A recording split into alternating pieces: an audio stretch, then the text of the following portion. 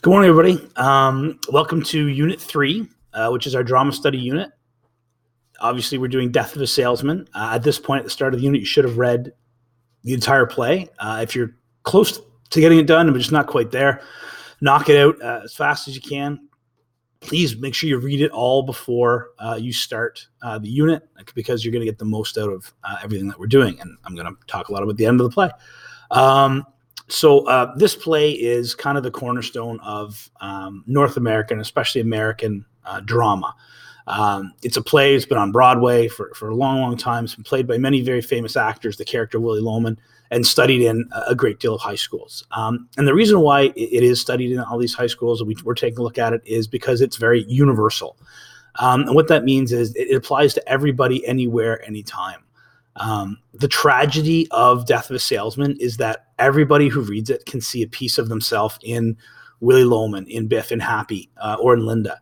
And that's kind of what makes us a little scared, that this thing that happened to this family, and especially Willy Loman, might happen to ourselves if we go down the same kind of path as Willy Loman.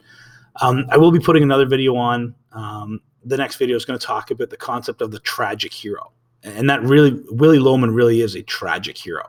We feel for him, we're rooting for him, but unfortunately, due to a certain set of circumstances that happen around him, things that happen to him, that characteristics he actually possesses, and really it's the fault of society. I mean, it's Willy Loman's fault, yes, but it's also society and our beliefs and what we feel society really wants from us are what contributes to his death. So this video is going to talk a little bit about some introduction, clear up some things hopefully you've already realized, and hopefully get you start thinking about what it means, the themes of the play, and what it means to be a tragic hero. So I really like this picture of Willy Loman. This is Arthur Miller's, the first cover of his book.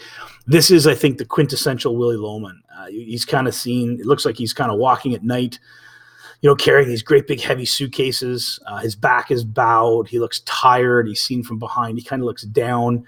This is Willy Loman's life. Willy Loman is in his 60s. He's an old man, and he's living the life of a young man, trying to grasp and trying to kind of get back or get to the unfulfilled potential that he had earlier on in life. And that's the tragedy of Death of a Salesman. We can see from the flashbacks, and we can see from everything that could have been in the Loman family's life. In 1928, when the kids were young and Biff was this great athlete and Willy Loman was having some success, in his job, and their conversations about things are going to be great in the future. And then we actually see the future in 1942, and things, unfulfilled potential is a scary thing, and it really kind of affected the Loman family. So one reason for this enduring is the little salesman. Willy Loman really is, one of the most representative American males ever to appear on the stage. We really appreciate and like this play because of that idea. So one of the things reason why we talk about this is that, a couple focus on realism, okay, where people, everyday situations in life are taken a look at and kind of blown up a little bit. And we look at what may have happened or what might happen if a certain set of circumstances occur. So realism focuses on two things: that the environment determines man. And I hope from your reading, you've really understood that it's Willy's society that has shaped his and his family's life. He has this great belief that, the death of a salesman would be a great thing. He often talks about, the 80-year-old salesman who could just pick up a phone and make sales, and everybody loves him, and he's popular. You can walk into any store and everybody knows him and loves him. And that's kind of what the life Willy wanted, thinks he can get, but never really did. So again, the anti-hero, so the tragic hero, is shaped by his surroundings. Society is responsible for the fall of the protagonist, and that's really true. Willy's death happened as a result of what he felt society wanted for him and his family, and the fact that he didn't live up to this concept of the American dream, which we're going to talk about tomorrow. Some people are confused about the structure of Death of a Salesman. Willy Loman is simultaneously living in the past and the future. He doesn't really have flashbacks, and please don't think of them as flashbacks. Think of them as he is literally speaking to people in the present, but in his mind, he's back in the past. And so, he's talking about, washing the car and opening the windshield in the car to his wife, Linda. And Linda thinks about it for a second. Well, our new car the windshield doesn't open. That was, the car in the past. And so because Willie is burdened by living in the past, and the past representing everything that could have been, he's constantly reminded of his failure. He's constantly reminded that in reality, in 1942, things are not going the way that he felt they could. So the present is 1942, and the past is 1928. So in the present, we're represented as 24 hours in the life of Willie Loman. Okay. They live a lower middle class lifestyle. They're struggling to make ends meet. They make ends meet, but there's not much left at the end of the day. We see Willie's suicide attempts, and these suicide attempts happen because he's realizing that he has not lived up to what his potential, what could be here in 1928. He gets fired. He sees Biff as a bum, just kind of Biff is not living up to Willie's ideal of what he should, which is, again, a negative thing, because that ideal of what he should be is literally killing Willie himself. Biff stealing things from his employers. And the major event that happens in reality in 1942 is eventually Willie's suicide. The past represents the memories and glory of what could have been. Willie Loman is the Lord of New England. Willie thought that he would eventually be this type of salesman who's loved by everyone and could just pick up a phone and make all these sales, and his family this cup would overrun with money, etc. Biff was great. Biff wasn't a bum. Biff was this great athlete, was loved by everybody, and this is encompassed by the Ebbets Field championship football game.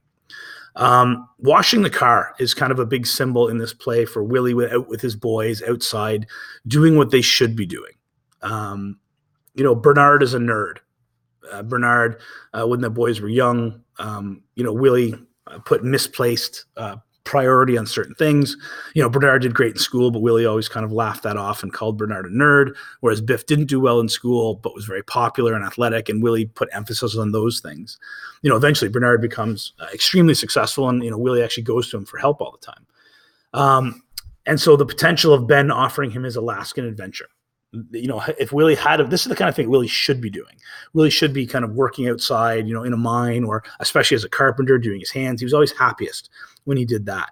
And he didn't take advantage of that. So as a result, his life kind of went downhill. And the major event would happen in past 1928 that sets us up for what's happening in 1942 is, when Biff goes to Boston to meet his father, and he sees Willie having the affair with the secretary. And this really crushes Biff and puts a rift between Biff and his father. So, this play really makes us think that, this could happen to us, and that we see a little bit of ourselves in the characters. Even Willie Loman's name here is representative of kind of what he is. So it's will he. It's Willie is his first name, but we see it as will he. Will he do what he needs to do to have success? Will he, fail? And that's really what this whole story is about, is we're wondering what's going to happen. And then he is a Loman, that he is not lived up to the greatness that he felt he could have, And this is us. I mean, most of us will be relatively low men and women. We're not going to be these great people, but the key is, can you find happiness in the fact that you're not a great person? We all want to be somebody. We want to leave our thumbprint in the world. And, this idea that we've failed is a terrible thing. And Willie has failed. And he realizes that, which is why he chooses to end his own life, thinking that he's going to, solve all the problems for the family because they're going to get all this life insurance money. But in actual fact, they don't get it because, you don't get life insurance money when you commit suicide. Willie's problem with reality is that he remembers it. He remembers the past. If he could just forget the greatness that could have been, if he could just kind of forget the potential that he and his family had, he'd be okay. But he remembers it, and he's constantly striving for that. He's living the life of a young man when he's an old man. He is exhausted.